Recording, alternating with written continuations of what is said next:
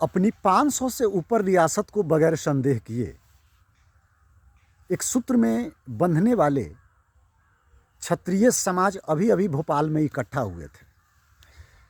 मर्यादित होकर बगैर देश को क्षति पहुंचाए संविधान में बराबरी का दर्जा मांग रहे ठाकुरों व ब्राह्मणों को न्याय कब मिलेगा, इस बात को हम नहीं जानते, किंतु इस बात से आप अनभिज्ञ हैं ऐसा तो नहीं है।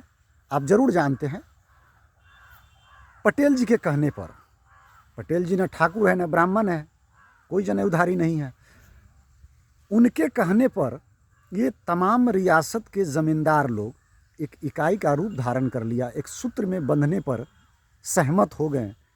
उन पर संदेह किया जाता है, इसी संविधान में उन्हें संवैधानिक अपराधी का दर्जा मान लिया जाता है। मामूली सी बात को लेकर उन पर SC/ST एक्ट लगा दिया जाता है। मेरे बंधु, उसी भोपाल में भीम आर्मी चीफ चंद्रशेखर रावण ने ऐलान कर दिया है कि ऐसा नहीं होने देंगे। उनकी किसी भी 10 सूत्री मांग हो या फिर 20 सूत्री मांग हो, चाहे 2-4 जो भी मांग हो, उनको पूरा नहीं होने देंगे। मतलब कि जनेऊधारी को चैलेंज करने के लिए अब भीम आर्मी भोपाल कूच करने वाले हैं। बड़ा ही आसान काम है पाखंडवाद पर प्रहार करना, बहुत इजीली है ना, बहुत नॉर्मल है। चूँकि सहिष्णु हम लोग होते हैं, ब्राह्मण ठाकुर ये जितने सनातन धर्मी हैं सब सहिष्णु होते हैं। सांप तक को दूध पिलाने वाले पर ये लाठी देखिए किस प्रकार से भीम आर्मी वाले बरसाते हैं। पाखंडवाद पर जबकि कोई पाखंड नहीं है, बस बुद्धि का खेल है मेरे बंधु। बुद्धि से पकड़िए तो ज़्यादा कोई पाखंड नहीं है। वैसे जो भी पाखंड है तो क्या उन पाखंड भरे वचनों से, बातों से, विषयों से क्या ठाकुर व ब्राह्मणों को चिढ़ नहीं है? बिल्कुल चिढ़ है, स्पष्ट दिखाई दे रहा है पूरे हिंदुस्तान में। लेकिन भीम आर्मी ये जितने तथाकथित जय भीम वाले, ये जितने भीमालय हैं, भीमटालय हैं, इनके शरीर में, इनके कलेजे में, ये इनकी भुजाओं में वो दम है जो आतंकवाद पर प्रहार करके दिखा दे। नहीं, चूँकि वो उत्तर में डालेगा तो दक्षिण से सीधा बाहर निकाल देगा। मतलब पर्दे में ही मैं बता रहा हूँ, दिमाग से सोचिए कि मैं क्या कहना चाह रहा हूँ।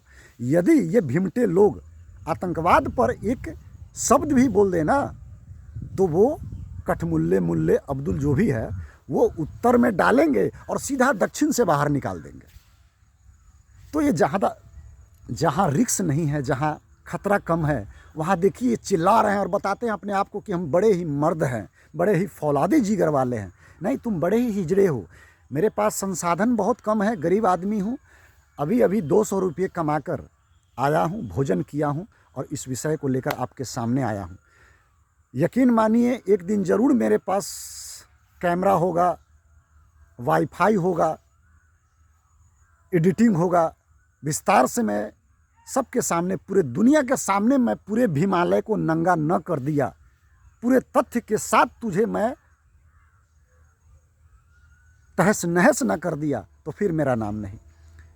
झूठ मूठ के पाखंडवाद पर प्रहार करते हो, लेकिन आतंकवाद पर बोलने की कुवत हम सनातन धर्मियों में है।